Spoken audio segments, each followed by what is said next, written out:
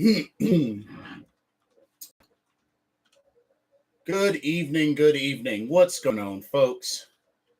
Welcome to another live edition of Pro Wrestling Talk, brought to you by Blitzball Champ Gaming, here on the U to the Tube. I'm your host, Blitzball Champ Jason Ingram. Hope everybody's had a good week. The weekend is pretty much here. Ooh, we got quite a bit to talk about tonight. Oh, man. A lot of craziness. Going to talk about Vince McMahon. Been the main, biggest, trending talk of the town.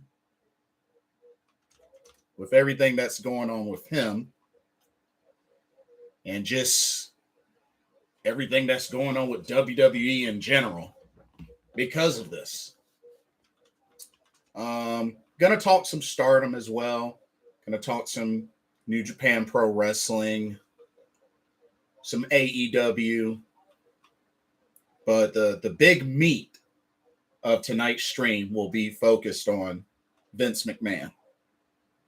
So bear with me and just stay tuned. Gonna knock out the other stuff first, and then we're gonna go in head first with what's been going on with Vince McMahon. So first off, let's talk some Stardom. Let's talk Stardom. Got quite a number of things coming up with Stardom. We got Stardom New Blood number 3 coming up July 8th. And then actually the day after is Stardom Midsummer Champions. So those shows, building the cards for those shows. And of course, we know we got the Stardom New Japan Pro Wrestling collaboration event on November 20th. So it's a lot to look forward to in Stardom. As a matter of fact, let's take a look. Before we do the current standings of the five-star Grand Prix Qualifier, let's take a look at what they have so far with Stardom. So they got New Blood number 3, which will take place in Tokyo at the Shinagawa Intercity Hall. That's July 8th. And of course, that will be... I'm pretty sure this is going to be on YouTube again. The other two have been on YouTube. So I'm pretty sure that the same is going to happen with this. But let's see what we got here for this card. So far, we got 7 matches. Don't know if they're going to add any more between now and then, but it'll probably change. It might change by the time I get to the day before. But got 7 matches announced. We got a handful of singles matches. We got Ami Sourei versus Nanami. That should be good. Ami Sourei has been tearing it up in the 5-star Grand Prix Qualifier so far. So she's been looking really strong. We got a singles match with Mai Sakurai versus Yuri. That should be good. We got Just Tap Out going up against Stars, 6-woman tag team match. So we got Just Tap Outs, Tomoka Inaba, Aoi, and Misa Kagura taking on Stars, Hanan Momokogo, and Saya Ida. That should be a really good match. I've been liking some of the ladies from Just Tap Out. So this should be an exciting match. Of course, with Stars, Hanan, the current future of Stardom champion, Saya Ida, and Momokogo, who I'm really starting to like quite a bit. And then we got a singles match. Julia will be participating in New Blood. She'll be going up against Miyu Amasaki. This should be a really good test for Miyu Amasaki. And I don't see her winning, but Miyu has been looking really good in Stardom lately, especially ever since joining Queen's Quest. So she's been looking good. We'll probably give Julia a great fight. We got an 8-woman tag team match. We got Oedo Tai versus Cosmic Angels. So we got Cosmic Angels, Unagi Sayaka, Mina Shirakawa, and Yuko Sakurai, and Rina Amikura. Because we also have to remember the Ladies of Colors also joined Cosmic Angels. And they're going to be taking on Oedo Tai, Starlight Kid, Ruoka, and Rina, and also Haruka Umesaki, who I believe is from the Diana promotion. Yeah, she's from the Diana promotion. Interesting. So she's teaming up with the folks of Oedo Tai. It's kind of a weird combo, but hey, I mean, I'm all for it.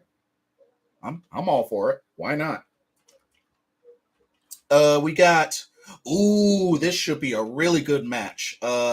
Mirai, God's Eyes Mirai versus Prominence Suzu Suzuki. That should be good. That should be really good. Honestly, that might end up being a match of the card right there. Yeah, that might be match of the card. And then we got Waka Tsukiyama taking on Ram Kaicho. Oh, Ram Kaicho from I believe she's been mainly a freelancer, but I want to say lately she's wrestled in Ice Ribbon, and I think she's also wrestled in TJPW. But interesting. But hey, I dig it. That'll be an interesting matchup for Waka Tsukiyama. And hopefully, I don't know, maybe she can pull off the win. I don't know. But this is a good card for New Blood number 3. This is definitely a good card. I've enjoyed the first 2 New Bloods, so definitely like what Stardom has been doing with these New Blood shows. So I'm looking forward to this one. I don't think it will disappoint at all. Okay, and then the day after, July 9th, in Tachikawa Stage Garden, also in Tokyo, we got Stardom Midsummer Champions. And so far, they have 8 matches on the card so far. We got Lady C versus Hina. Should be good. We got Hanan versus Waka Tsukiyama. Non-title match, which, I mean, you know, Waka hasn't really shown that she's worthy to get a title shot, because, I mean, she still has yet to win a match, so I can understand why this is a non-title match. We're going to have Queen's Quest versus God's Eye. So Queen's Quest, Miyu Amasaki and Utami Hayashishita versus God's Eye's Mirai and Ami Sore. So that should be really good. That should be a really good match. We got an 8-woman tag team match. We got Stars versus Oedo Tai. It'll be Stars of Mayu Iwatani, Hazuki Koguma, and Saya Ida going up against Oedo Tai's Saki Kashima, Ruoka, Rina, and Fukiken Death.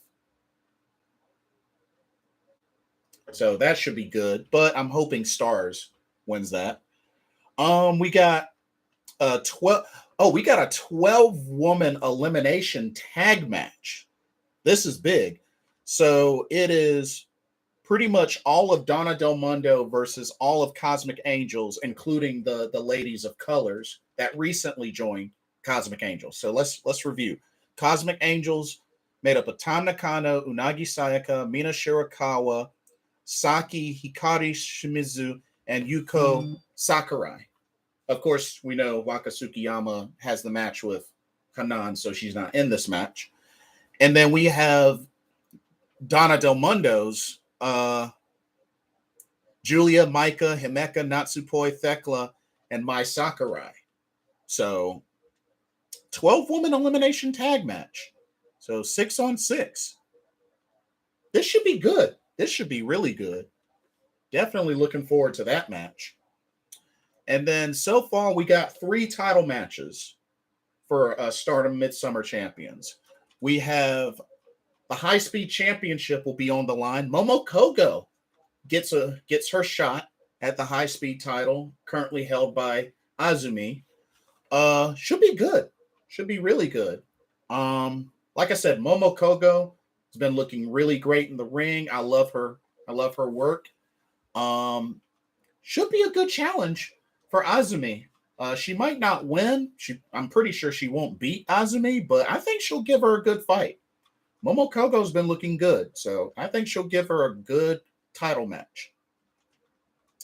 All right, and then we got the Wonder of Stardom Championship. That'll be defended. So Saya Kamitani, the Golden Phoenix, will defend against Starlight Kid. That should be a really great match. That should be a really great match.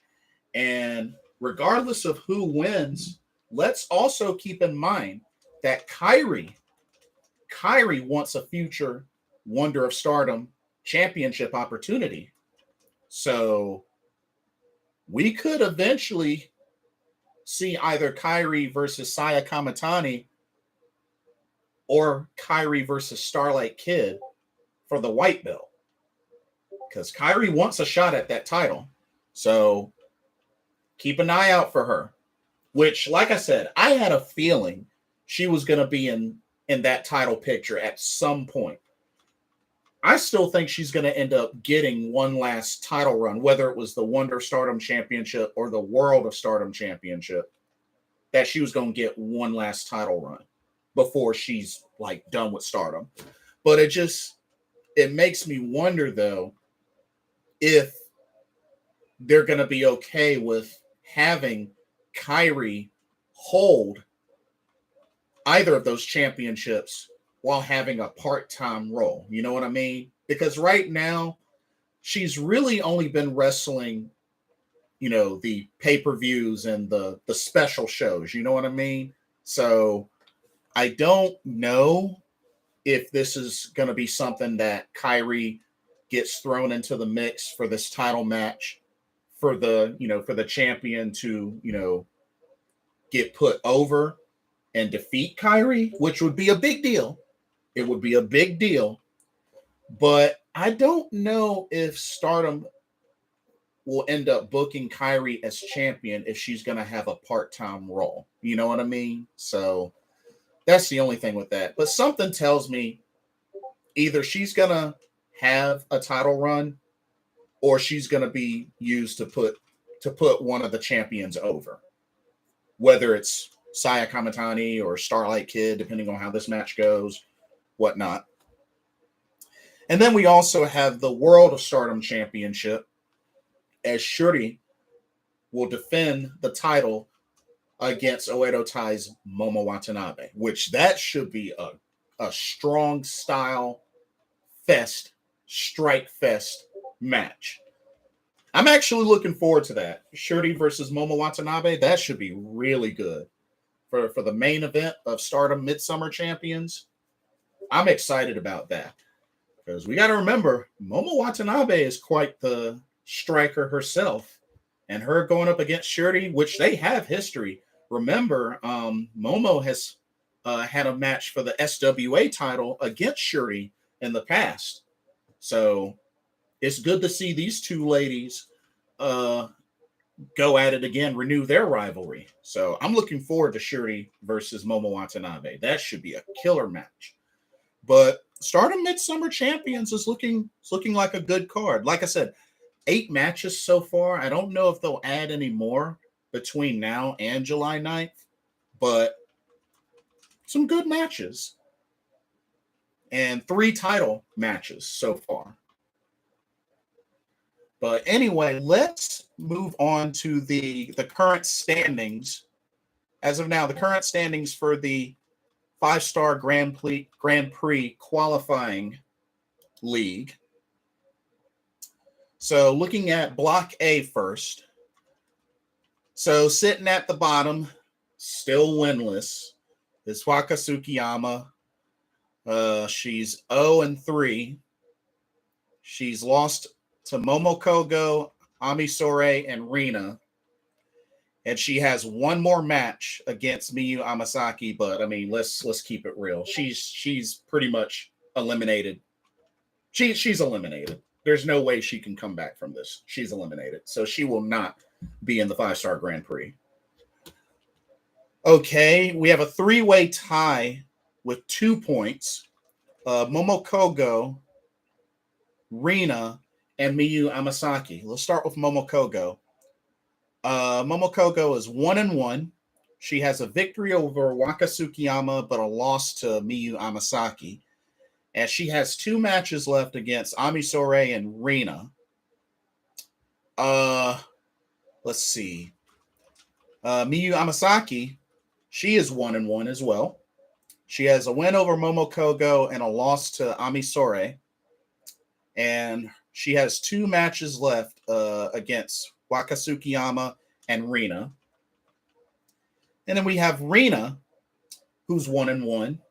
She has a victory over Waka Tsukiyama and a loss to Amisore.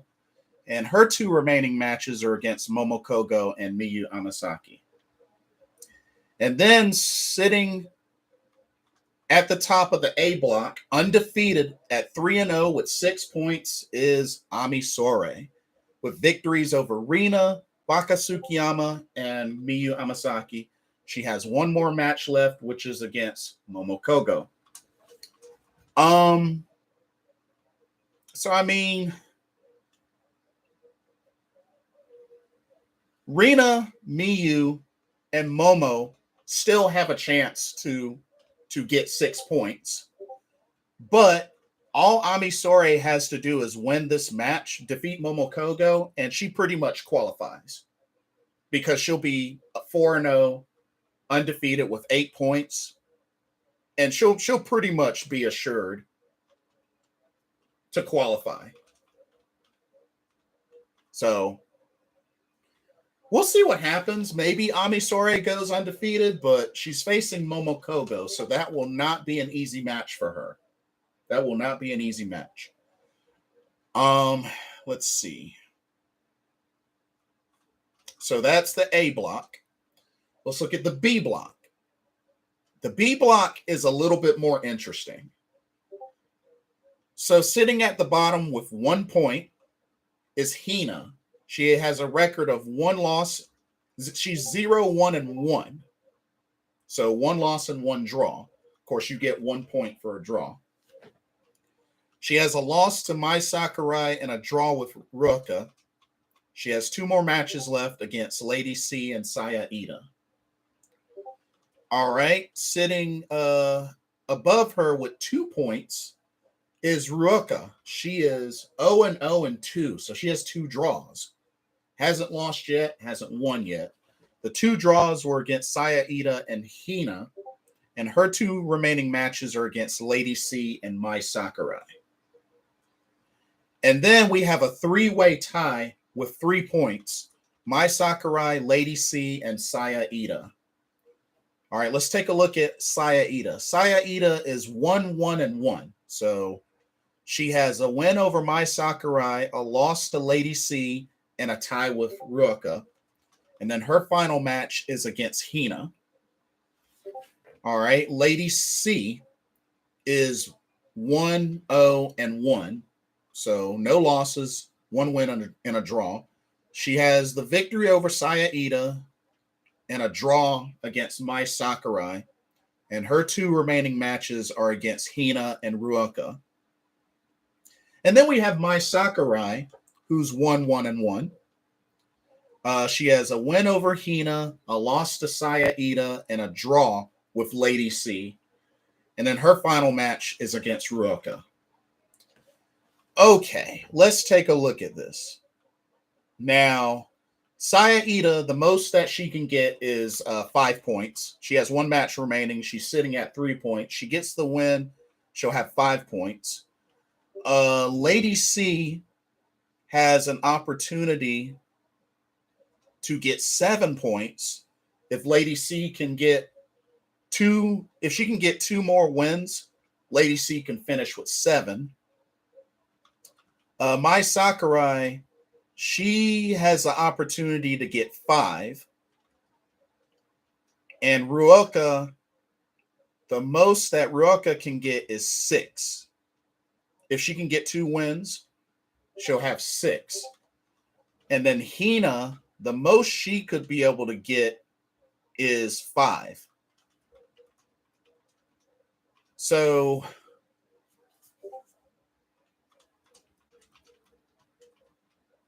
looking at this, out of both blocks, Ami Sourei is the only one that is eligible to get the highest score, which is 8 points. Which, like I said, all she has to do is beat Momokogo, and she's automatically in. Like, for sure, she's in. Because you have to remember, they're taking the top 3, not the top winner from each block, the top 3 that have the highest scores. So, looking at this, it's really hard to determine. Like I said, from block A, I mean, it's tough because Momokogo, if she wins her last 2 matches, she gets 6 points.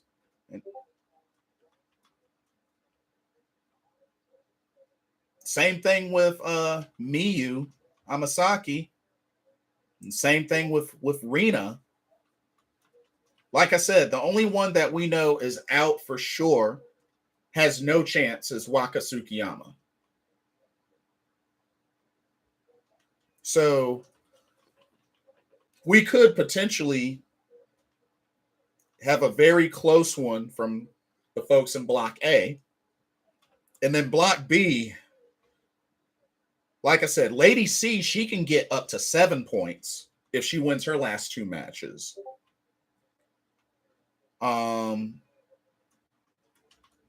And the thing is, Lady C is the only one that has the opportunity to get the highest score in Block B. So we could potentially see Ami Sourei and Lady C in the top 2 spots. And then maybe the third and final spot.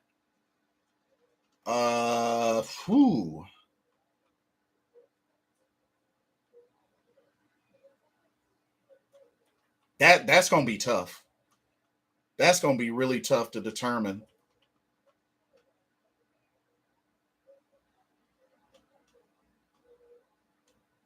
It's going to be tough. It's going to be really tough because, like I said, most of the ladies have either 2 matches left or 1 match left. So it's coming down to the wire.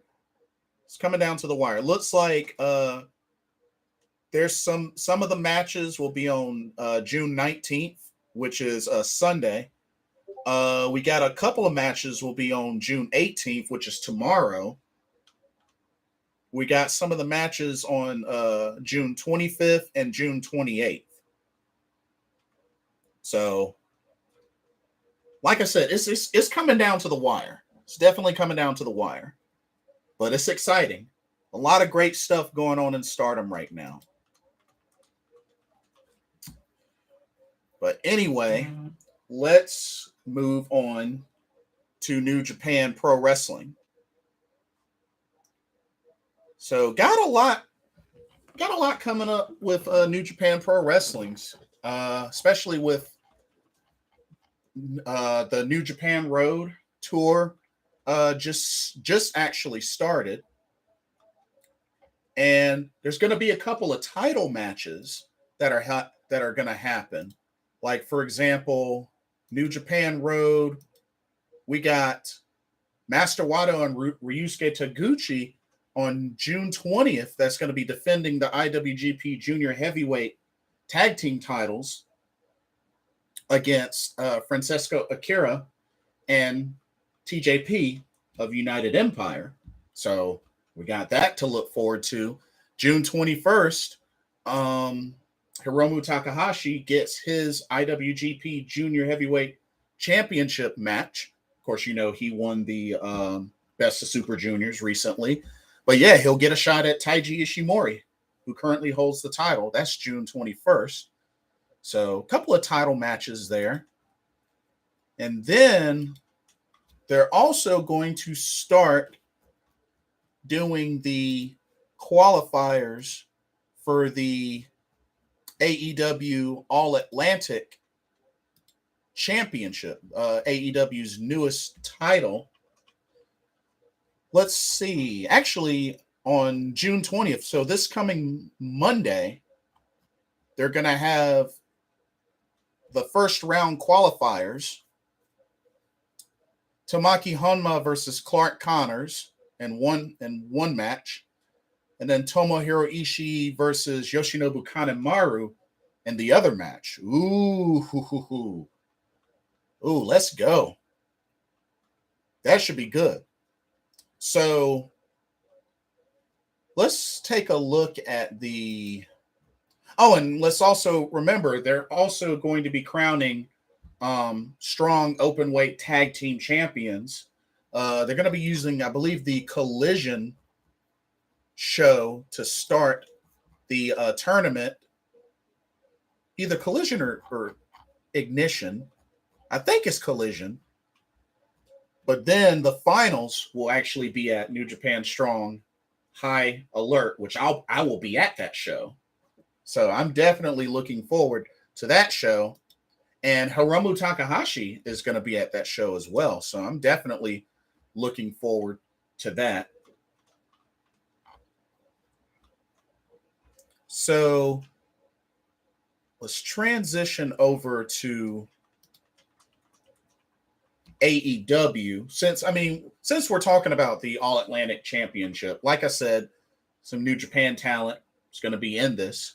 So looking at the bracket so far, we know that Pac has qualified, defeating Buddy Matthews, and Miro just recently qualified after defeating All Ego Ethan Page. So we know that Pac and Miro will be in the finals at Forbidden Door. So this coming Wednesday, we're going to have Malachi Black versus Penta Obscuro. That should be really good. And then the way the qualifiers in New Japan, so the winners between Clark Connors and Tomoaki Honma and Tomohiro Ishii and Yoshinobu Kanemaru will face each other, and then whoever wins that match will go on to Forbidden Door to fight in the Fatal 4-Way for the All Atlantic Championship. But yeah, this is exciting. This is definitely exciting. And just more and more, we're starting to see New Japan being represented as there's more and more buildup to Forbidden Door. I mean, just recently we saw El Desperado on Dynamite. Will Ospreay went up, had a great match against Dax Harwood. So it's really good how we've been seeing that. Hiroshi Tanahashi, him and Moxley went face to face. Just seeing more of the United Empire. Jeff Cobb, the Great O'Khan. I really like how they're showing more and more of the New Japan pro wrestling talent in AEW as they're continuing to build up to Forbidden Door. Definitely like that. We also saw David Finlay as well. He had a match with Hangman Adam Page. And we saw Switchblade Jay White make an appearance. Gave Hangman a Blade Runner. And it looks like maybe Jay White's going to pick his opponent for Forbidden Door, but says he's not going to pick Hangman. And he's not going with Adam Cole either. So, but I think at least it's safe to say we're going to see the IWGP World Heavyweight Championship defended at Forbidden Door, especially if Jay White's going to be there. So, definitely looking forward to that as they continue to build up to that. And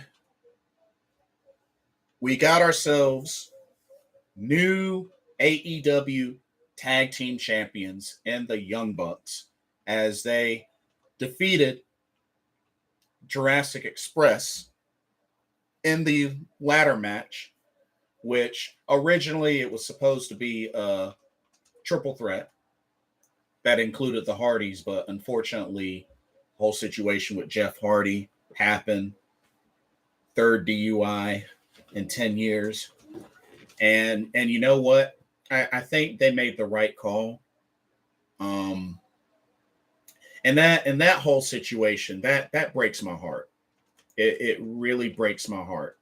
Because, you know, I've met the Hardy Boys. I've met both Matt and Jeff. You know, they're from North Carolina. I'm from North Carolina. So, you know, they're my second favorite tag team of all time. So, if anything, I mean, I know he got out on bail. If anything, I just really hope, like, maybe with a combination of Matt Hardy, a combination of Jon Moxley, you know, Tony Khan, like, they get him the help that he needs. Now, I understand that it's up to him to accept the help, but I'm just, Jeff, I'm begging you, dude. I'm begging you. Get the help. Like, really, really take this Ultimate seriously. Because one, it's not a good look. And it's going to affect more and more and more in a negative way. I mean, we already know the whole situation that happened with Sonny. And now apparently there's talks about WWE removing Sonny from the Hall of Fame. So I just really hope and pray that Jeff Hardy will get the help. I really, really do. Because I mean, I love the Hardy Boys. You know, I wouldn't want anybody to fall to something like this, but it's like, enough is enough. Like, please, I really, really hope that he gets the help that he needs. And if it were me, I would say don't let him touch pro wrestling or get behind the wheel of a car until he fully completes rehab, however long it takes, however long it is necessary that it needs to take.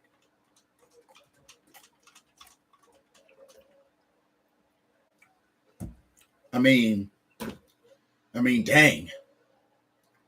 The legal limit in Florida was 0.08. And he blew a 0.29. I think it was like a 0.291 or 0.294. That's crazy. That's crazy.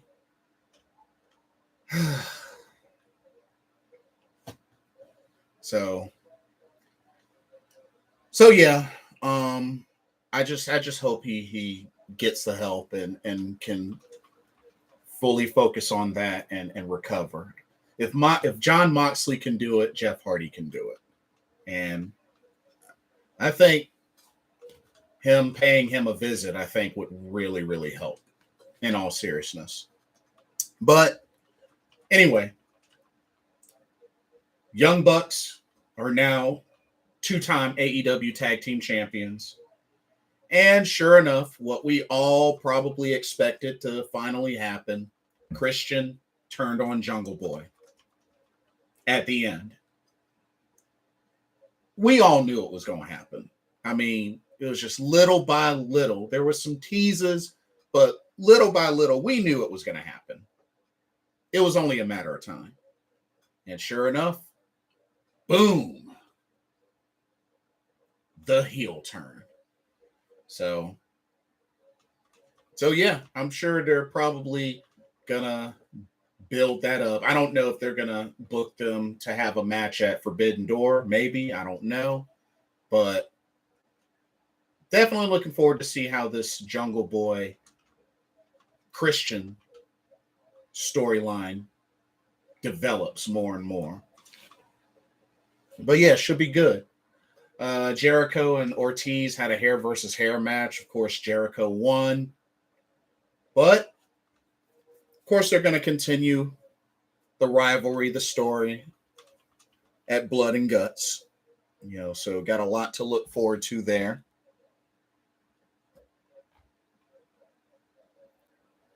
But Wardlow destroying 20 plaintiffs, which, I mean, that was actually kind of entertaining. I ain't gonna lie. That was kind of entertaining. But, I was thinking about this Jon Moxley Hiroshi Tanahashi match for the AEW interim championship. And you know something? It really would not surprise me if Tanahashi won. I mean, part of me hopes Tanahashi wins. Because I don't know. What do y'all think? Would y'all rather see Mox versus CM Punk or Tanahashi versus CM Punk? Personally, I would rather see Tanahashi versus CM Punk. And it's a nice little, it would be a nice match to see, as a start. Because I think overall, the ultimate match that we all want to see with CM Punk is him against Kenta. That's ultimately like the best, like the perfect scenario. But CM Punk versus Hiroshi Tanahashi would be a big one. So that's what I'm hoping for. That's really what I'm hoping for. And I say that because, I mean, we really don't need another Jon Moxley AEW World Championship run. But, I mean, if they pull that trigger, then, I mean, it is what it is. But I would rather see CM Punk versus Hiroshi Tanahashi, personally. But it is what it is. But little by little, they're building up the Forbidden Door card. As a matter of fact, the matches that they have so far for AEW New Japan Pro Wrestling Forbidden Door, we know we got Moxley versus Tanahashi for their interim AEW World Championship. And of course, we got the Fatal 4-Way for the AEW All Atlantic Championship. We know that. Oh, yeah. So another match that got added was a 6-man tag team match. We're going to have Chris Jericho and Sammy Guevara, who's joined back with Jericho.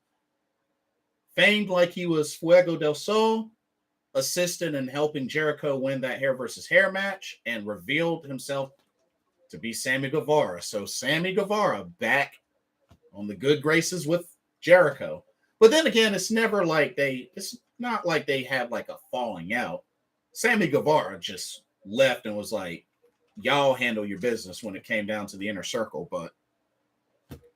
But yeah, so Jericho and Sammy Guevara, and they're going to be teaming up with Minoru Suzuki, and they'll be taking on Eddie Kingston, Wheeler Yuta, and Shota Umino at Forbidden Door. So that should be a really good match. And of course, they announced Will Ospreay versus Orange Cassidy, and it actually will be for the IWGP United States Heavyweight Championship. So we got that. Toni Storm and Thunder Rosa will have an AEW Women's World Championship match at Forbidden Door. So we are gonna see the ladies represented. So hey, I can dig it. And we got that's right. We got a 3-way winner takes all match. And this will be for the ROH World Tag Team Championship as well as the IWGP Tag Team Championships. And it's a fatal 3-way. It's FTR, who are the current ROH Tag Team Champions, versus United Empire, Great O'Khan and Jeff Cobb, the current IWGP Tag Team Champions, versus Roppongi Vice. Here's my thing with this. Like, I'm gonna keep it real with y'all. I like the match. The match is cool, but the fact that it's a winner take all, like the ROH tag titles and the IWGP tag titles on the line, like, I just honestly feel like double champions are getting kind of overrated. They're getting overrated. Like, because it's like I've seen it so much among multiple promotions lately. And it's like, I remember when double champions used to be rare. It used to be once in a blue moon we'd see that. And honestly, I feel like the last like legit double champion that I actually liked was Jay Lethal back in ROH when he was ROH World Champion and ROH Television Champion. But I just feel like we've seen the whole double champion angle way too much in multiple promotions, whether it's Stardom or New Japan Pro Wrestling or WWE. You know, it's like, it's getting excessive. It's getting a little excessive. It really should be rare. It should be rare. And, you know, double champions with multiple promotions, it's like,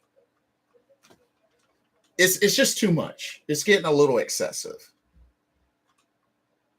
But it is what it is. 6 matches so far. And like I said, we still got some time to add more to the mix, which I'm sure there's going to be more added.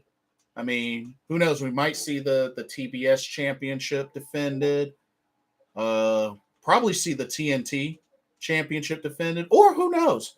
We might see, you know, one of the other IWGP titles defended. You know? We'll see. But I definitely like what they got going in AEW. So this is good. This is real good.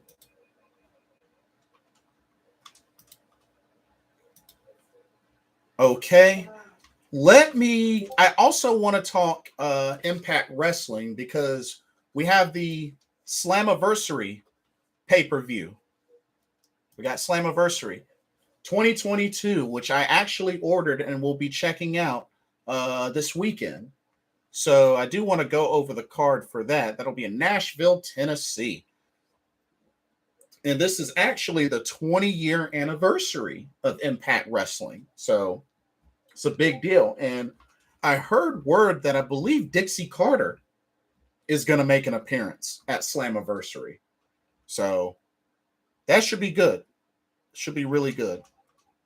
So far, the card, which I'll go ahead and run down, preview. So there's going to be a reverse battle royal, which has some interesting rules where the competitors start outside of the ring and fight their way inside to get inside of the ring. Interesting rules. So have no idea who's going to be in this reverse battle royal, but I'm going to keep an open mind because I've actually never heard of one of these type of matches. So this is intriguing. It's intriguing. We got the Digital Media Championship on the line, which is Rich Swann versus Brian Myers, which we know that Rich Swann is the champion, but Matt Cardona stole the title, you know, after he lost. So very salty there. But personally, even though he gave the belt to Brian Myers, you know, Rich Swann is the champion. I think Rich Swann will successfully retain and get his belt back into his hands. So I'm going for Rich Swann. Got to go for my bro, Rich Swann. Met him twice. So got to go with my bro, Rich Swann.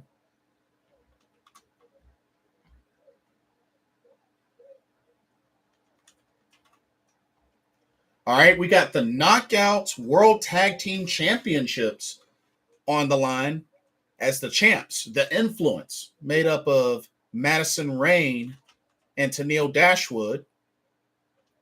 Should be good. Should be really, really good. And they will take on Rosemary and Taya Valkyrie. Ooh. Ooh.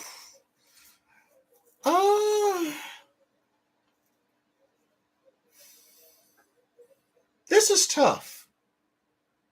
This is tough. Because the Influence have been a pretty dang on good tag team so far.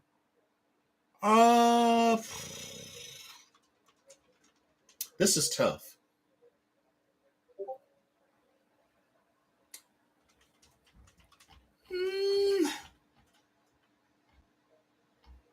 Oh my goodness, this is so tough.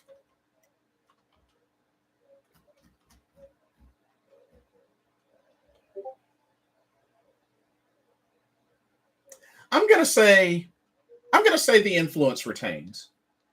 I'm gonna say they retain. I think it'll be close, but I think the Influence will retain. Okay, next up we have the Monsters Ball, which will be Moose versus Sami Callihan. Wasn't too long ago that Sami Callihan returned. This should be hard hitting and crazy, but you know what? I'm gonna go with Sami Callihan. It should be an excellent match, but I'm gonna go with Sami Callihan. I'm gonna pick him to win. Okay. We got the Honor No More versus Impact Originals match. So Honor No More is made up of PCO, Vincent, Matt Taven, Mike Bennett, and what's his name? Eddie Edwards. And they'll be teaming up against Frankie Kazarian, Nick Aldis, the Motor City Machine Guns, Alex Shelley, Chris Sabin, and one more unknown surprise. Because haven't seen them announce their fifth member. So will be interesting to see who ends up their fifth member for the Impact Originals. You know, Frankie Kazarian and Nick Aldis just recently joined as part of the Impact Originals, which makes sense.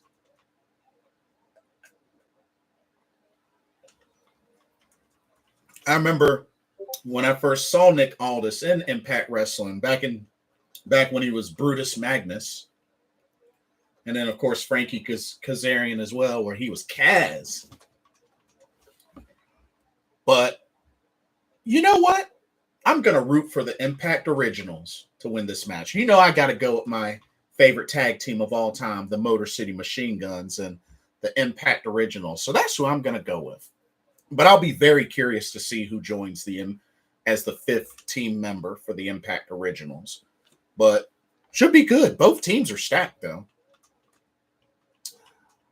All right. We got the Impact World Tag Team titles on the line as the champs, the Briscoes, will defend against the Good Brothers. Whew.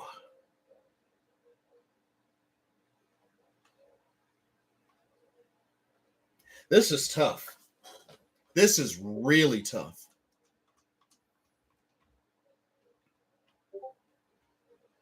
Ooh, I don't know.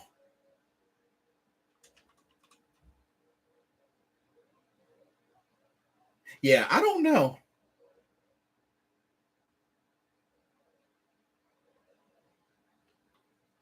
I'm gonna say it's close, but I think the Briscoes will retain. I'm going to pick the Briscoes to retain.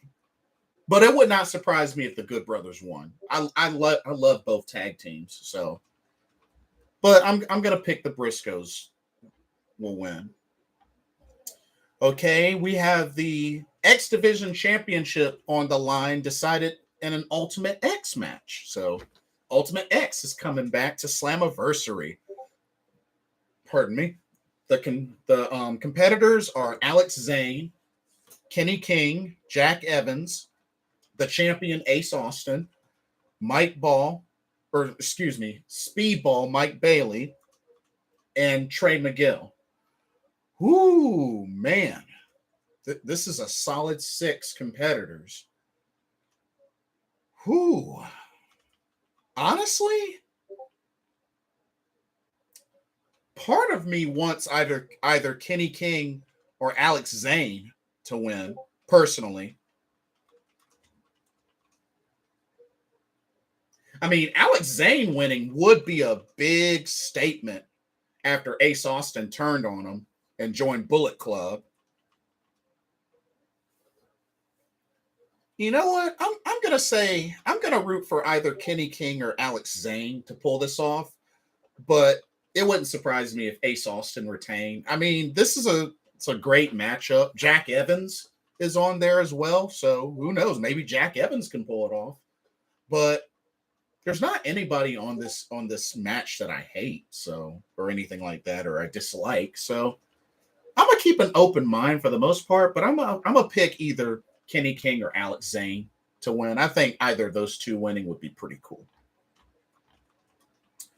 All right, we got the Queen of the Mountain match, and this is for the Knockouts World Championship. Special guest enforcer will be Hardcore Country herself, Mickie James. And the competitors will be the champion, Tasha Steelz. She'll be defending against the Virtuosa, Deonna Purrazzo, Chelsea Green, Jordynne Grace, and Mia Yim. And you know something? I'm picking Mia Yim to become Knockouts champion, which I believe if she becomes Knockout champion, it will be her third. I think her third Knockouts championship. No, it would be her second. It would be her second. Yeah, it would be her second. So, yeah, I would love to see Mia Yim win the Knockouts championship. Would be her second time. I would be down. I'd totally be down. But for the most part, I'm okay with whoever wins this match because, I mean, I like each of the ladies in this match. Like I said, I've met Deonna Purrazzo. I like Chelsea Green as she is now, but not when she was Laurel Van Ness. I like Tasha Steelz. I've seen her live. I like Jordynne Grace as well. And, of course, I like Mia Yim. So I like each of these ladies. And then the main event will be for the Impact World Championship. The Walking Weapon, the champ, Josh Alexander, will defend against Eric Young. Well, big title match for Eric Young, but I don't see him winning. I'm picking the Walking Weapon, Josh Alexander, to retain. But yeah, Slammiversary is looking like a great card. Definitely a great card. I hope we get to see a Gail Kim appearance as well. Like I said, I heard word that Dixie Carter is supposed to be making an appearance. And, you know, it's the 20th anniversary of Impact Wrestling. So I'm sure we're probably going to see some surprises. Probably going to see some surprises at Slammiversary. I'm looking forward to it. Haven't seen an Impact Wrestling pay-per-view in a while. So I'm definitely looking forward to this one. And Slammiversary is one of their big ones anyway. So definitely looking forward to it. Okay. now that we got all that out of the way, well, let's do a little bit of WWE talk before we get to the main event of the stream. Raw was terrible as usual.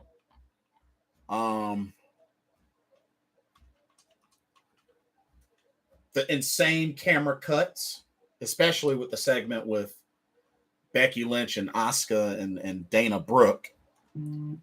They had a tag team match to serve as a Money in the Bank qualifier where both Alexa Bliss and Liv Morgan won and qualified. So there's that. Ezekiel beat Kevin Owens by way of countout and apparently announced that Elias will be making a return and doing a special song or concert, which, yeah. This whole MVP Omos Cedric Alexander angle is just dumb because Cedric Alexander just keeps getting squashed and squashed and squashed, and it's ridiculous. His talent's being wasted. It's annoying. Seth Rollins defeated AJ Styles to qualify for the Money in the Bank ladder match. And of course, it was announced that this coming Monday, Becky Lynch and Asuka will face each other in a Money in the Bank qualifying match. And I'm pretty sure Becky Lynch is going to win. And they're probably going to do some sort of thing where Seth Rollins and Becky Lynch both win their Money in the Bank briefcases and have that whole power couple thing, just like they had Adam Cole and Dr. Britt Baker DMD win the Owen Hart Foundation Cup tournament in AEW. So I don't know. I just feel like the writing's on the wall for that to happen. Because, I mean, we know Cody Rhodes is out for at least 9 months, so he's not going to even be in Money in the Bank. So yeah.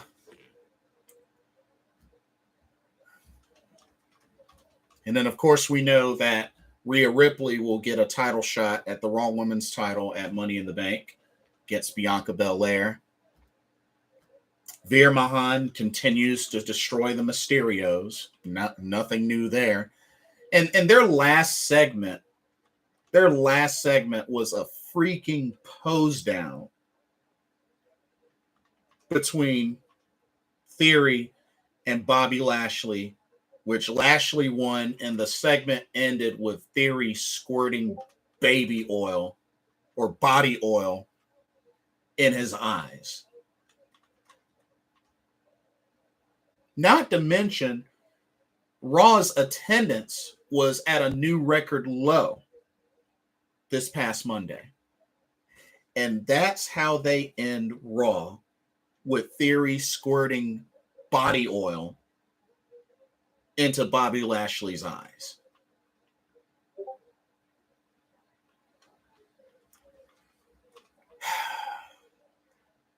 I reiterate once again, I don't see how in the world hardcore WWE fans can defend stuff like this. I don't see how they can defend this. How do you defend this?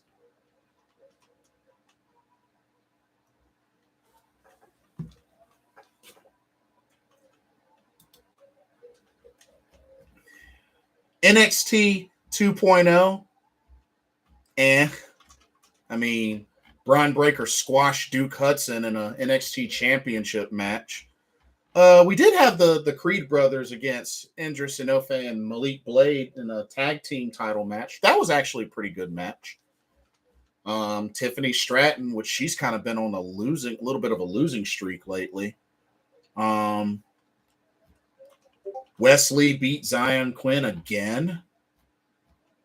The Dyad, the group under Joe Gacy, actually wrestled. Still don't know who the heck they are. Giovanni Vinci, aka Fabian Eichner, repackaged. He debuted. He got a victory. The main event was Toxic Attraction versus Roxanne Perez, Indy Hartwell, and Cora Jade. So they're continuing that rivalry and such, but just honestly, I'm really disappointed that Katana Chance and Kaden Carter aren't women's tag team champions right now. It's so ridiculous. You know what I mean? But something tells me, like, if Roxanne doesn't dethrone Mandy Rose, then they're probably going to do some sort of angle where they have Roxanne Perez and Cora Jade win the NXT Women's Tag Team titles, which, yeah. So, yeah. So not really a whole lot going there on NXT 2.0. But I think one of the announcements was Great American Bash. Braun Breaker will defend the NXT championship against Cameron Grimes. So that should be good. That actually should be really good. NXT UK. Oh man, NXT UK was heartbreaking, but I saw it coming. Lash Legend had a match. She won her match. Tiger Turan got a referee stoppage victory after hitting Josh Morrell with a crossbody, and he never got up or recovered from it. So, yeah, that was an interesting ending sequence. Wolfgang and Damon Kemp. Damon Kemp back on NXT UK. And they were able to defeat Noam Dar and Shaw Samuels, which they need to start building another contender to the Heritage Cup. They need to start doing that, and they haven't been doing that. So they need to start doing that. Of course, we got to see a video package of Blair Davenport. So it looks like Blair Davenport, she's going to be coming back soon. So you best believe they're going to book the rematch. Blair Davenport and Mako Satomura, and Blair Davenport is most likely going to be the one to dethrone Mako Satomura, which makes sense. I'm totally cool with.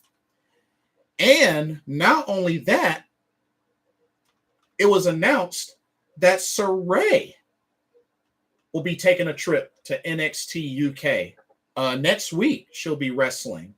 So she'll be wrestling Nina Samuels in her debut match on NXT UK. So I'm guessing Saray might be in NXT UK for a while. And you best believe, I really, really hope that whether she's still champion or not, they book a Saray versus Mako Satomura match on NXT UK, which they have experience. They've wrestled each other before. So I would love to see NXT UK book a match, Saray versus Mako Satomura. I think that would be awesome. I hope they pull that trigger, regardless if Mako is still champion or not. And then the Heartbreaker. It is officially the end of Mustache Mountain. Trent Seven pretty much pulled a Mark Henry, low-blowed Tyler Bate, gave him a burning hammer.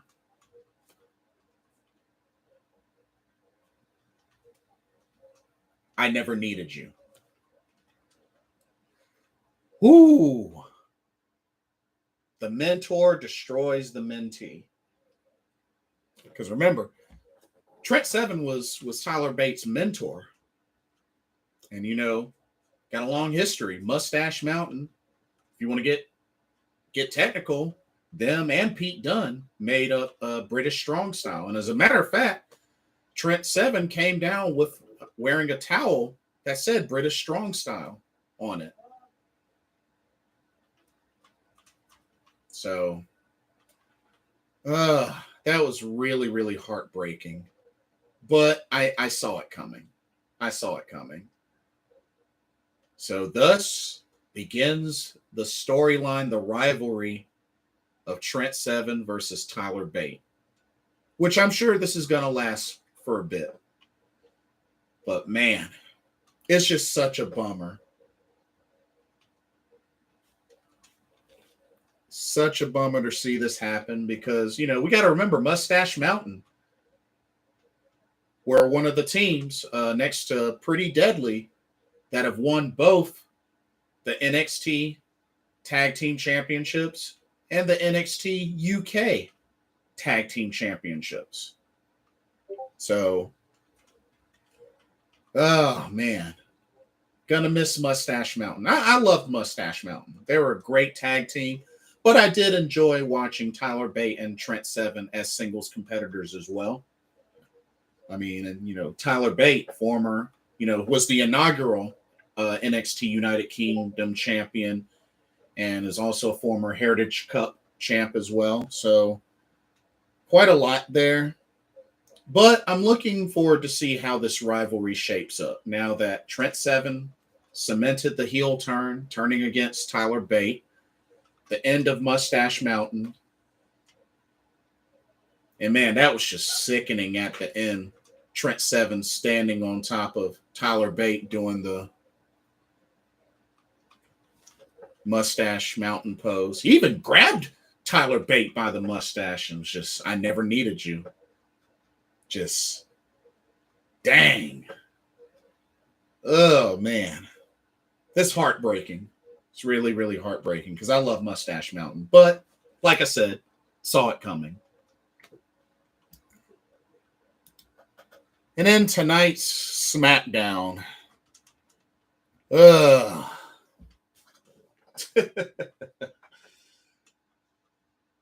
Vince McMahon came out,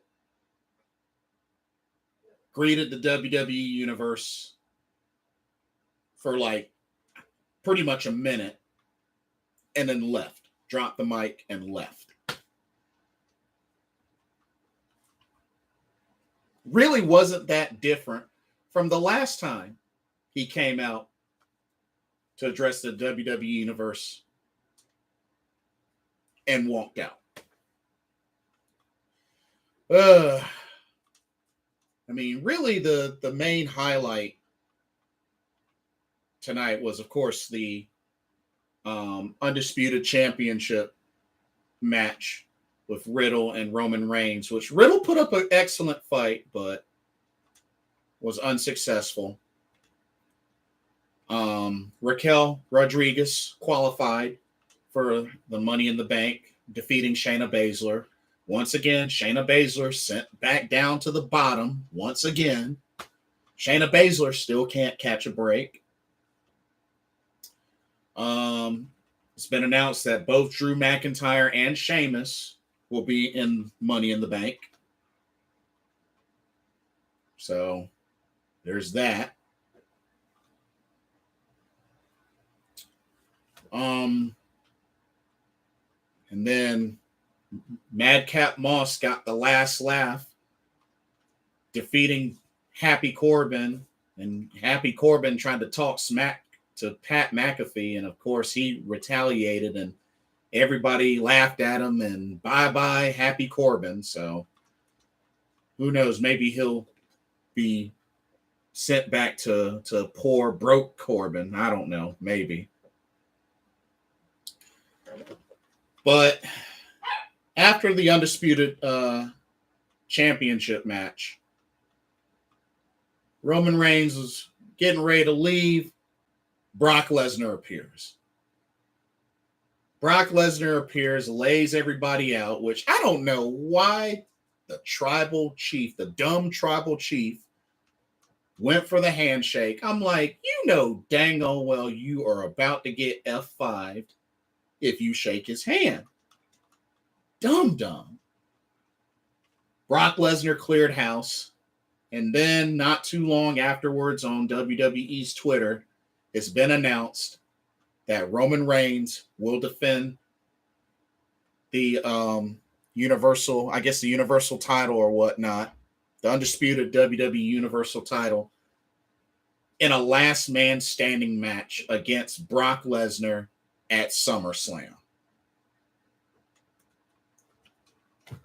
So we're getting Brock versus Roman for like the 6th, 7th, 8th time.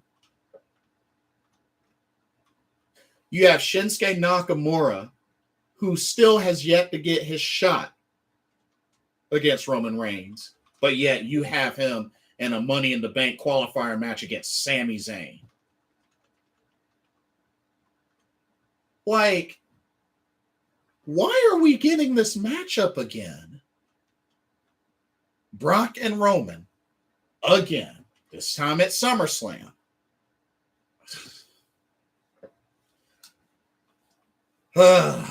Typical WWE booking at its finest.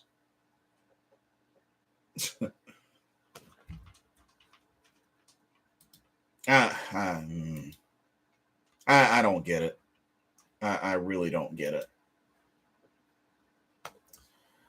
Okay. Now let's transition into the main event. Vince McMahon. Vince McMahon is in some serious doo-doo. So pulled up the article. Vince McMahon to step back and step down from his duties as WWE CEO and chairman, but will maintain his duties over the company's creative content while this investigation is going on. And his daughter, Stephanie McMahon, will step in as interim chairwoman and CEO of WWE. What is this in response to? The accusation of Vince McMahon paying off a WWE employee, I think was a paralegal, $3 million in hush money. This is somebody that's allegedly being accused of having an affair with, and paid her $3 million in hush money. Let me break down this article. This article is from Bloomberg, Bloomberg.com. It says, and I quote, World Wrestling Entertainment, Inc. said Chief Executive Officer Vince McMahon will step back from his duties while the board investigates allegations of misconduct by him and another executive, which word is that other executive is John Laurinaitis. McMahon, who is also chairman, will retain his responsibilities related to the company's creative content during this period, according to a statement Friday. Stephanie McMahon was appointed by a special board committee to serve as interim CEO and interim chairwoman. And here's what Vince McMahon said. He said this, and I quote, I have pledged my complete cooperation to the investigation by the special committee, and I will do everything possible to support the investigation. I have also pledged to accept the findings and outcome of the investigation, whatever they are. It also says the move comes several days after a Wall Street Journal report citing people familiar with the matter described as a secret $3 million payment McMahon made to a female former employee with whom he allegedly had an affair with, as well as non-disclosure agreements with other employees. The investigation is also looking into similar arrangements with John Laurinaitis, former wrestler who manages talent relations for WWE. WWE's board said Friday that it's engaged independent legal counsel to assist in the investigation, which I believe is pretty much saying a third party, and will work. It says right afterwards, actually, and will work with a third party to conduct a review of the company's compliance program, human resources function, and overall culture. Yeah, Vince is done. Vince is done. Vince McMahon's done. I'm sorry, just from the fact that he actually said he's pledging his complete cooperation to the investigation and support it, everything possible to support it, as well as accept the findings and the outcome of the investigation, whatever they are. He knows he messed up. He's done. He's done. It's only a matter of time, but he knows he messed up.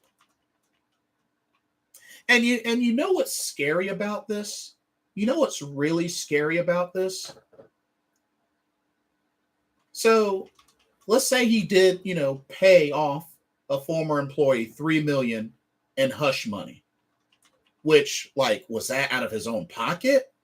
Was that out of the budget's money? Because you have to think about something. When the pandemic hit and WWE made all these budget cut layoffs in succession, just a whole bunch, what happened? They did this at the time where they recorded, when it came down to adding up the numbers, recorded record revenue gain. Think about it. If they hit a better record, a higher record, new record revenue gain,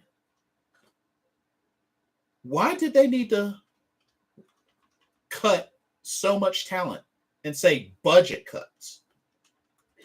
Does that make sense to y'all?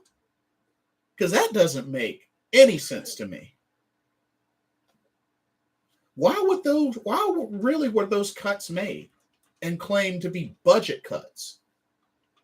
How do we know there weren't other times where Vince McMahon paid other folks hush money? I mean, it was also mentioned about him allegedly had an affair, as well as non-disclosure agreements.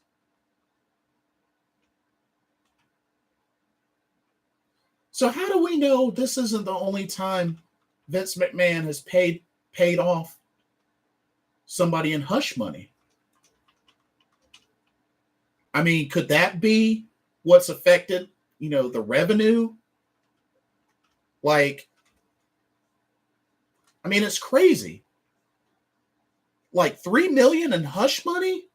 And then back then during the pandemic, they did those big line of cuts, budget cuts, when they hit a new record in revenue gain. Vince is done. Vince is done. Hey, Joe Valesco. Yeah, I'm just started talking about it. But yeah, he's done. He's done. And it's just, and when you think about it, Stephanie McMahon, it wasn't that long ago that she took a leave of absence to focus on other things in her family. And now all of a sudden she has to come back and potentially, I guess, save the day by becoming the interim CEO and chairwoman of WWE. I mean, was this the plan all along? Because, I figured it wouldn't be Shane McMahon. Because, lately, it's like Shane McMahon's like, I don't want nothing to do with this. And I don't even know if Shane and Vince are even on good terms. Probably not. But I'm sure Shane McMahon's like, I don't want nothing to do with it. And, I would have thought maybe Triple H, but I still think there's some bad blood with Triple H and, the McMahons, or at least Vince, because they lost the wars on Wednesdays or Tuesdays against, Wednesdays, that they lost the war against AEW, through NXT.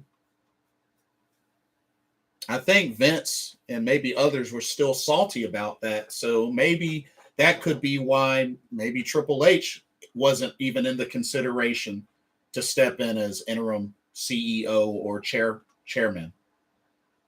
Because I think there's still some saltiness about that. Because even though Triple H did well with NXT,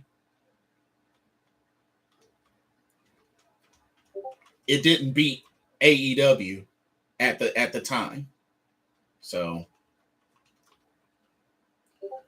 yeah, Joe Velasco. Yes, Stephanie McMahon and Triple H. She'll be the new interim CEO and chairwoman. Yeah. It's just crazy because Stephanie McMahon just recently took a leave of absence. It wasn't that long ago that she took a leave of absence. And now she has to come back. And then also heard word that Kevin Dunn might be in some trouble as well. And it's like, I'll say this. I think WWE will eventually get through this, but they're going to have to do some serious PR damage control. Like crazy serious PR damage control. And I could see this potentially affecting a possible sale or the sale value in WWE if that ends up becoming a thing. But I do wonder though, what's going to happen, because remember, Vince McMahon will still retain his responsibilities over the company's creative content. So pretty much, I guess he'll be doing that full time and not have any of the duties of CEO chairman until that investigation is concluded. Now, him being full-time over the creative content, that could either be good or bad. I mean, Vince McMahon had his moments back in the early days, but I don't know if he has it now. We'll see. Joel says, so Mr. McMahon pays somebody to have a relationship. So to be specific, Joe Velasco, he's being allegedly accused of paying off a former WWE employee $3 million in hush money. Pretty much had an affair. Hey, keep your mouth shut about this. I'll pay you $3 million. Just keep your mouth shut. That's what he's allegedly being accused of, as well as others that he may have disclosed NDAs, which is non-disclosure agreements with. So that's what he's being allegedly accused of. Not only that,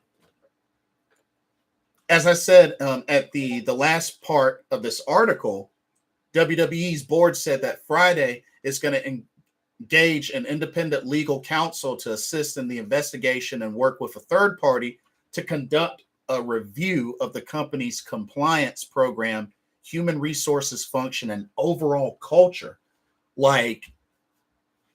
I'm sure a lot of stuff is going to come up. If that's what they're going to do, an overall investigation, including human resources, the company's compliance program, and overall culture. Ooh, this could get ugly for WWE, ladies and gentlemen. This could get really ugly because I'm sure a lot of folks probably have complaints about some of the things going on.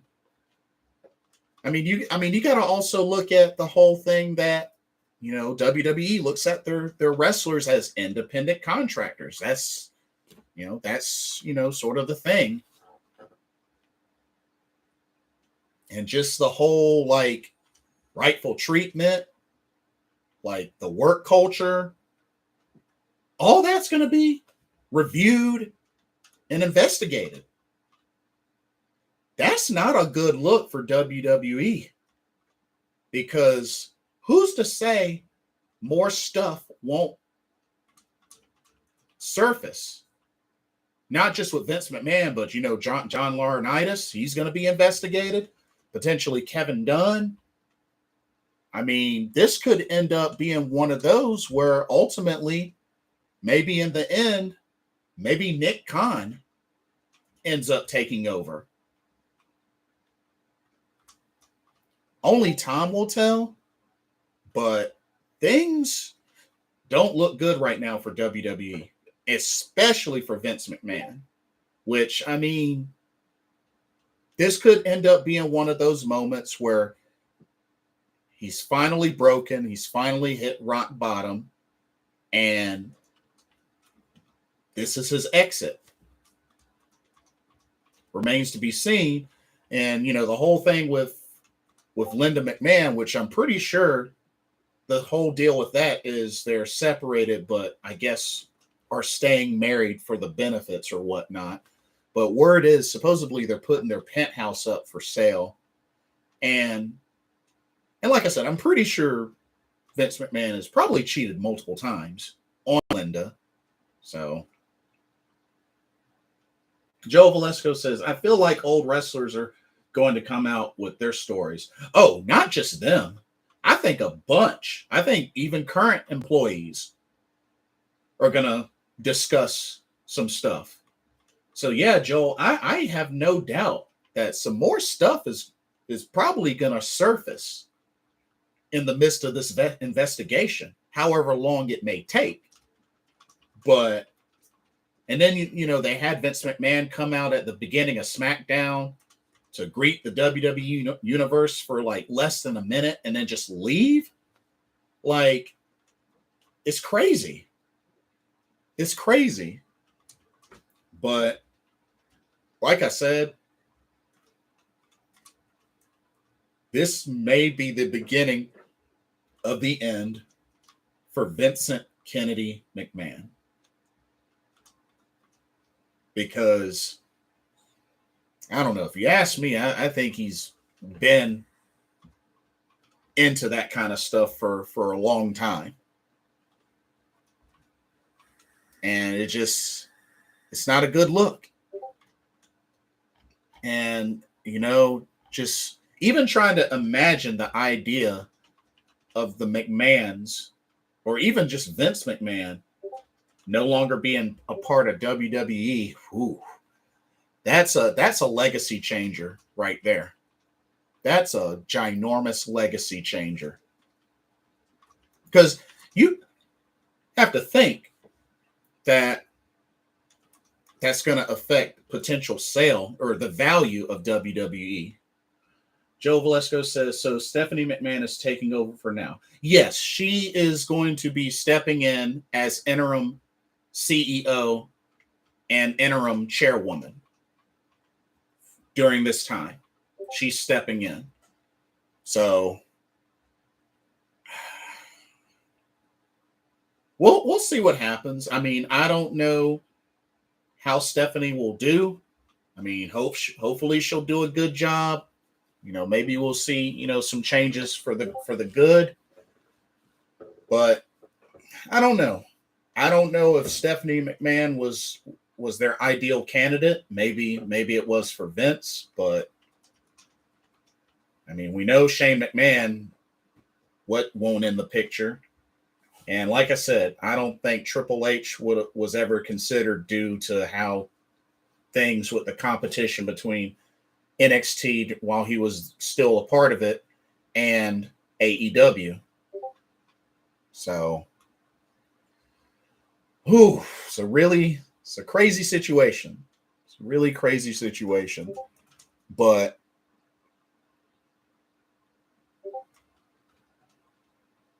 and then, you know, John Laurinaitis, I mean, that's a big deal as well, because of course, you know, with his relationship with the Bella Twins' mother, and you know, just it's crazy. It's really crazy. But like I said, if you ask me, I think Vince knows he's done. He knows. The fact that he quoted that he's willing to cooperate with the investigation, support it, and accept any and all findings, whatever they may be. I think that means he's waving the white flag. That's really what I think that translates into. He's waving the white flag without waving the white flag.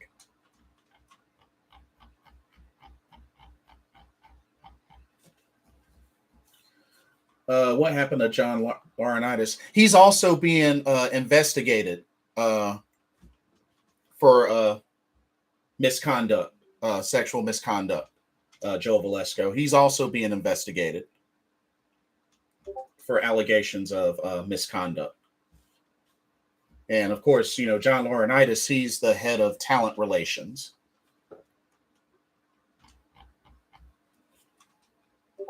So, and apparently also the word is that a lot of the senior officials and staff, like I guess like corporate, are also going to be investigated as well. But like I said, Vince will retain responsibilities to the company's creative content. That's the only thing, you know. So Vince will be working still. He just won't be. He'll have a lesser role, a lesser focused role on the company's creative content, and nothing to do with CEO chairman responsibilities. That's the thing with that. But whew.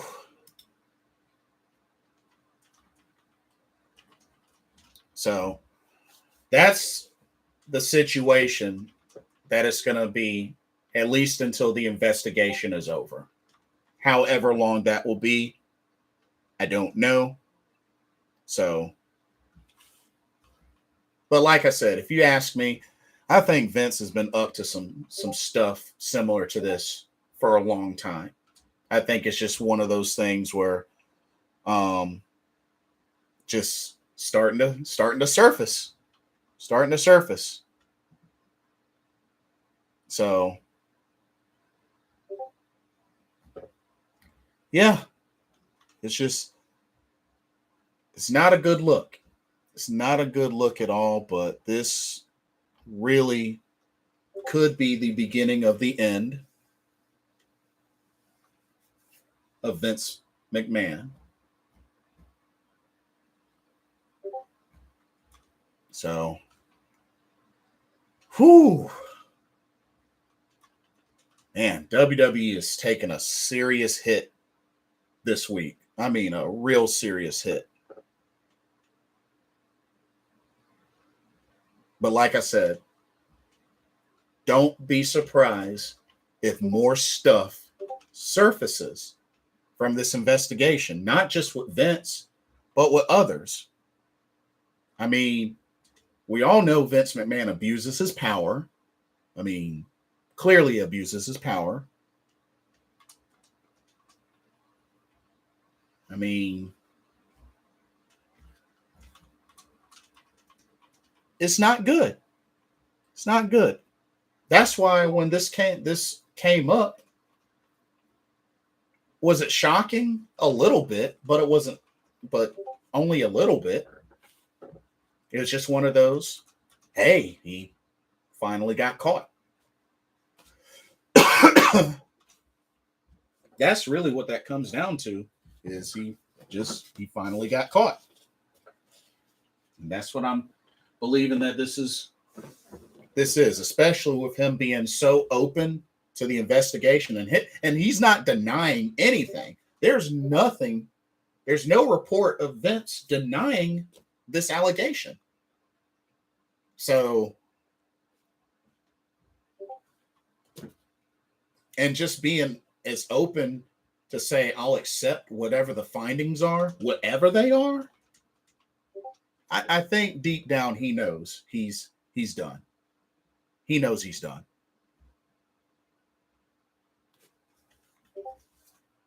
I mean, like I said, The whole thing with him and Linda McMahon, like I said, I'm pretty sure they're not even together, but maybe legally still together.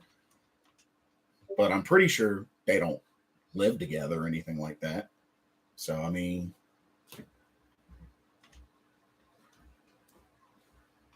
it's all bad. And we really shouldn't be surprised. We really shouldn't be surprised. So, but I think ultimately what could happen is eventually this may lead to, I don't know, maybe Stephanie McMahon continues the legacy full time in that role of CEO chairwoman. Maybe, I don't know. Maybe Nick Khan takes over. Maybe this quickly will lead to WWE officially being up for sale. But like I said, I don't think the value will be as high, after this. But only time will tell. Only time will tell. But I think if you ask me, I think this was one in a whole bunch of potential affairs, scandals. I just feel like this just happened to be the first one where Vince is caught. And I'm going to just leave it at that. And the fact that, still made a public appearance on SmackDown earlier.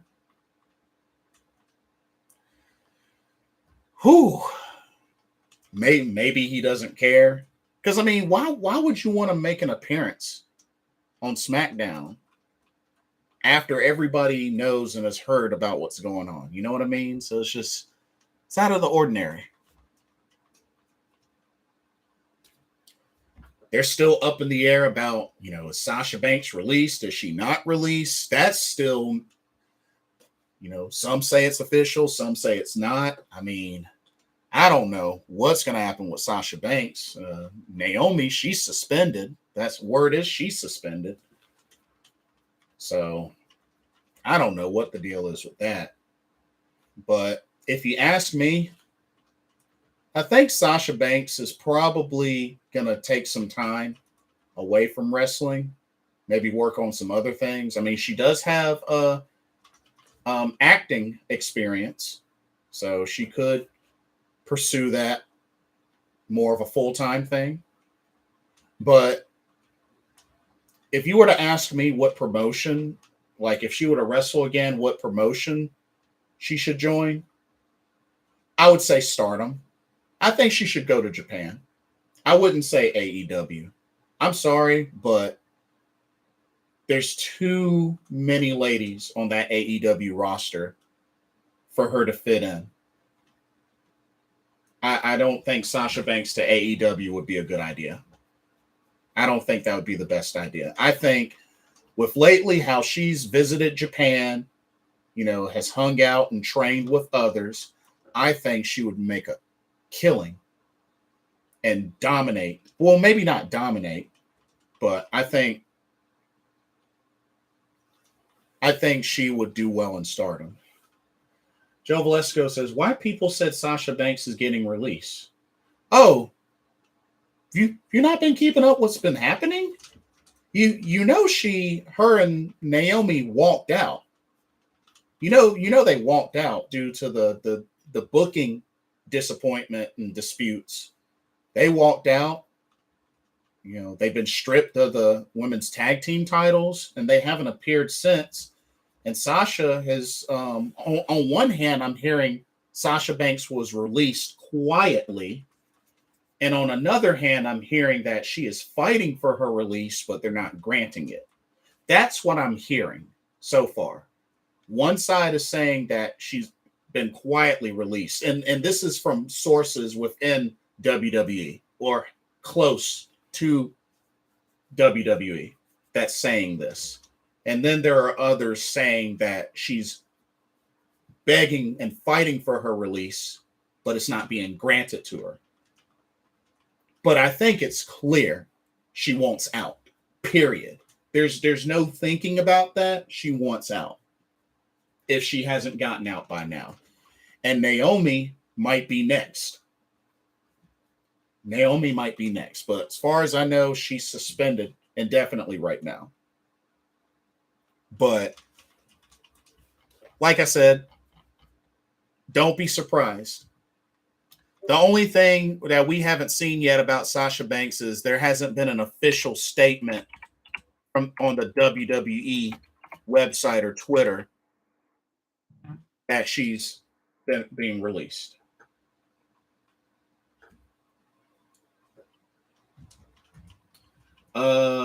She's going to AEW. I wouldn't be so sure about that. Like I said, there's too many ladies there. I don't think her going to AEW would be a good idea. There's too many ladies there. I mean, they just got Athena. It wasn't that long ago that they got Toni Storm, but there's still so many other ladies getting lost in the shuffle. Yeah, whether folks realize it or not, AEW has a big women's roster.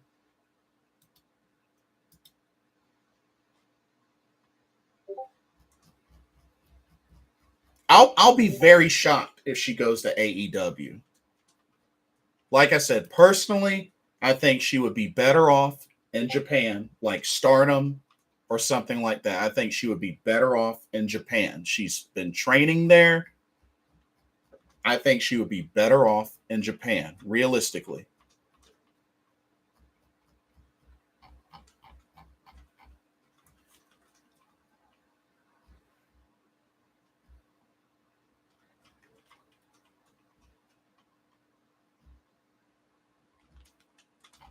Like right now on AEW, Joe Velasco, they got 26 ladies. That's a lot. They got 26 ladies on their roster.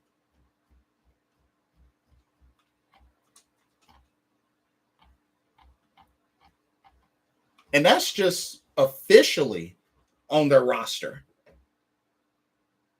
So, I mean, that's a lot. That's a lot of ladies. Like, I just don't really see how Sasha Banks would fit in consistently.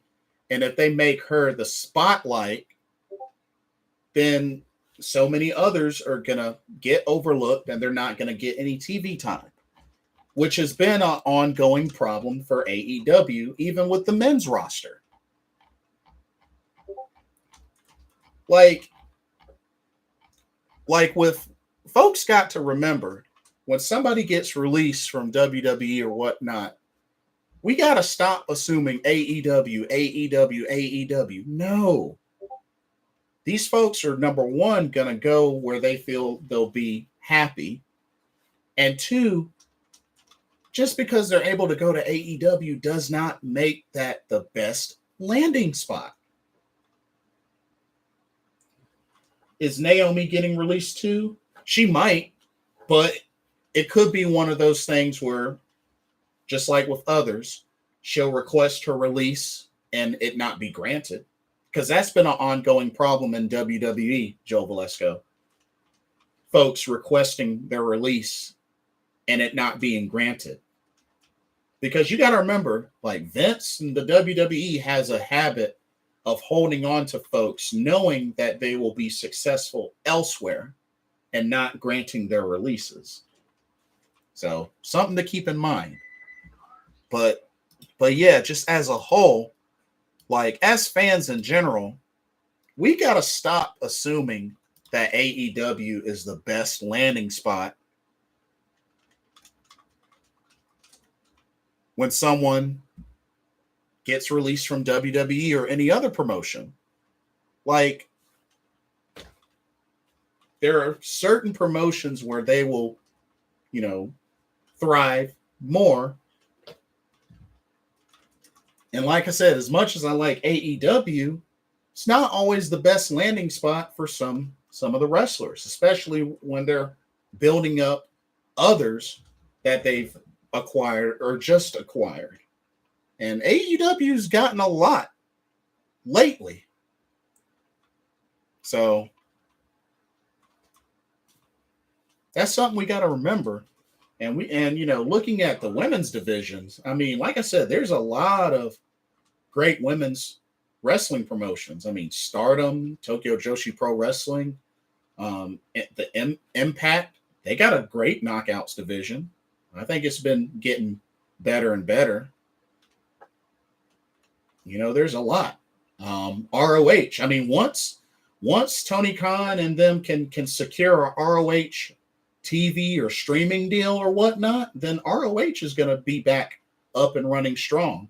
Right now, they're doing they're still going to be doing their pay-per-views, and they already are they're in good talks with Warner Media. Like, it's only a matter of time before that ROH streaming deal gets done, and then ROH is going to get reestablished again. Joe Valesco says, is Bray Wyatt's no trade clause over? Oh, bro, it's been over. It's been over for a long time. But I'm hearing rumors that he's going to return. I'm hearing rumors that he's probably going to return to WWE. That's what I've heard. But yeah, you mean no release clause. Or not no release clause. What is it called? The whole 90-day no signing anywhere clause. Yeah, that's been up. That's been up for quite a long time, actually.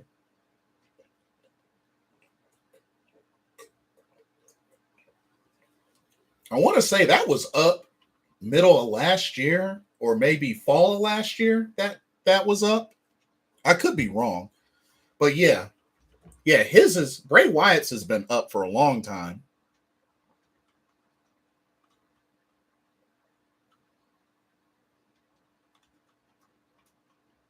But I've heard rumors that he may be returning to WWE, which, I mean, he should have never been let go in the first place. And the way he got let go was just dirty. But yeah, WWE is just they're in some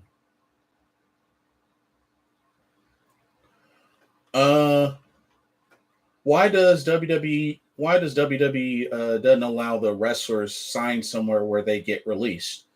Well, I mean, they can, but they have to wait 90 days. And I think if they get released from NXT, they got to wait 30 days. Now, there have been some exceptions where some don't have that clause. There are some exceptions, but it just depends.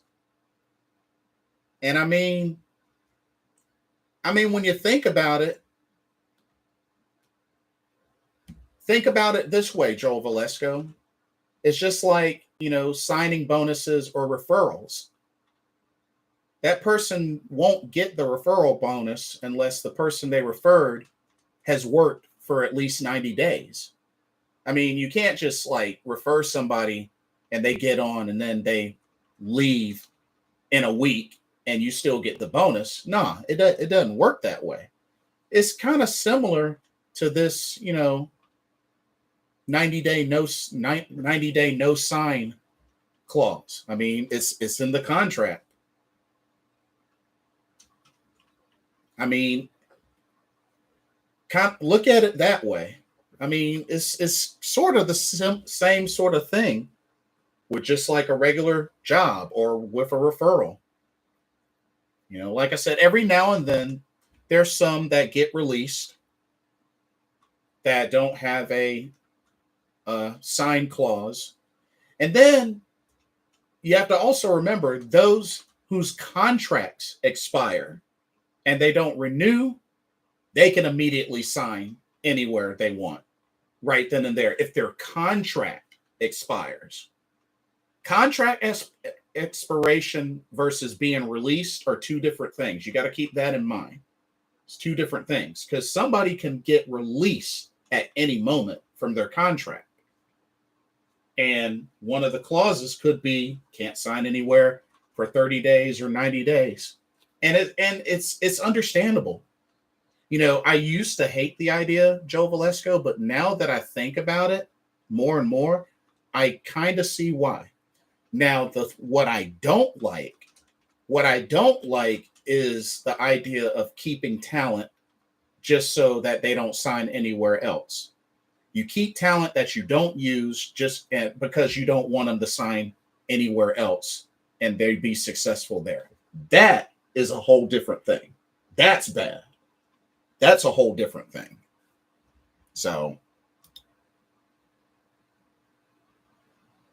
that's my whole thing with that. But yeah, Joe Velasco, that I don't know if there are other promotions that implement that, but I can understand the reasoning behind implementing that no sign clause.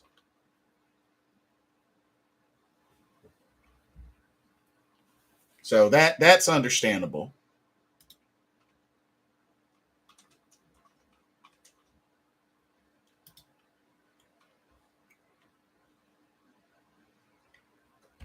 So that's my whole thing with that. But that's pretty much all that I have on this. Like I said, it's a pretty bad situation. I'll be on here for maybe about 4 more minutes. So if you have any more questions, get them in. But yeah, this just looks really bad for WWE. And like I said, I think they will eventually recover from this, but they're going to have to do some serious PR damage control. And that PR damage control will probably take some time. So we'll just have to wait and see what happens. But it's going to be bad. It's going to be bad for a while. But we'll see what happens with Vince McMahon being full-time on the creative content role and see how that goes. If we see anything different reflecting the upcoming shows, you know, Raw, SmackDown, NXT, and then of course you got Money in the Bank coming up. So we'll have to see what happens with that. And like I said, Jeff Hardy, I really hope Jeff Hardy gets the rehab, the help that he needs. I hope he focuses full time on that. I don't think he needs to be doing anything else but focusing on rehab and recovering for as long as it takes. I mean, I appreciate Tony Khan just being like, look, get help or you're done. And the only chance that you have to come back and join AEW is that you've completed rehab and have shown that you've changed. So I do appreciate, you know, them giving him an opportunity to get help. Joe Velasco says, what happened to Jeff Hardy? Oh, you didn't hear about that either?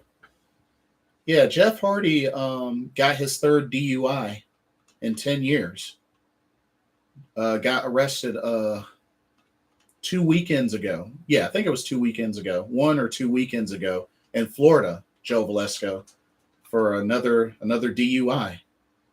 And that's his 3rd one in 10 years, which the 3rd offense is a felony.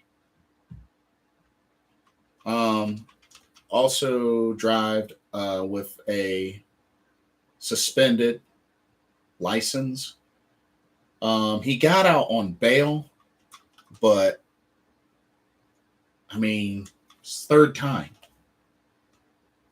So he's been suspended indefinitely without pay. So if anything, he needs to get help. He needs to get help. We already know what happened with Sonny. And it's like I mentioned before, I've heard word that WWE is in discussion about potentially removing Sonny from the Hall of Fame, from the WWE Hall of Fame. That could happen. That could definitely happen. You know, and it just, like I said, it breaks my heart because, you know, I'm a Hardy Boys fan. I've met the Hardy Boys. I've met Matt and Jeff. So I'm hoping and praying that he gets the help and really focuses and takes it seriously. Because the report said the legal limit of blood alcohol content in Florida is 0.08, and Jeff Hardy blew a 0.291 or like a 0.294. That's insane. So yeah. You know, I hope and pray that he gets the help. I really do.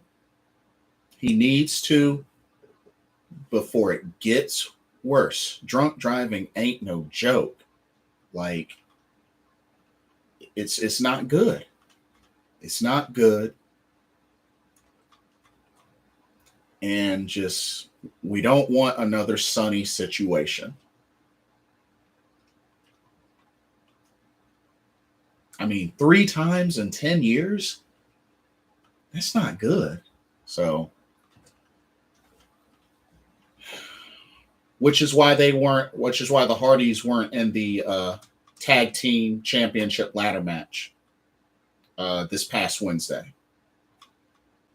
Which it makes me wonder if they were in that tag team championship ladder match with Jurassic Express and the Young Bucks. Something tells me the Hardys probably would have been booked to win if it wasn't for this whole thing with Jeff Hardy. I think they probably would have been booked to win and become new AEW World Tag Team Champions. And I feel for his family. I also feel for Matt Hardy because, I mean, Matt Hardy vouched very highly for Jeff Hardy to get Jeff Hardy into AEW. And not only that, word is, back in WWE, offered Jeff Hardy help, but he refused. So, I mean, can't do anything, can't make progress if you don't accept the help and do the work. You can be offered help all day, every day, but it doesn't mean anything if you don't accept it and work on it. So I hope he does. I really do. I mean, addictions, whether it's alcohol, whether it's porn, whatnot, like addictions just, they're not good. You know, they can be cancerous. So, you know, speaking from experience, I was a former alcoholic. So, I mean, hey, it's no joke. It's definitely no joke. So I just really hope and pray for Jeff Hardy that he can get clean, like fully clean. I thought at one point he was making great progress, but then if you ask me, I think he must have had a serious relapse. So it's unfortunate. But anyway, that'll do it for the stream. Like I said, let me know what y'all's thoughts are with everything that's been going on with WWE, with Vince McMahon. You know, everything going on with Stardom, with the upcoming shows, AEW as the road to Forbidden Door continues. Slammiversary, are y'all going to check out Slammiversary? What do y'all think of the card? What are your predictions? But anyway, let me know what y'all think. But don't forget to like, comment, subscribe, and hit that notification bell. And thank y'all so much for watching. This is Blitzball Champ Jason Ingram of Blitzball Champ Gaming. Hope everybody has a blessed weekend and also a big happy Father's Day to all the fathers, grandfathers, great-grandfathers, uncles, all of the above, all the father figures out there. And I will see y'all in the next video. Take care. Peace.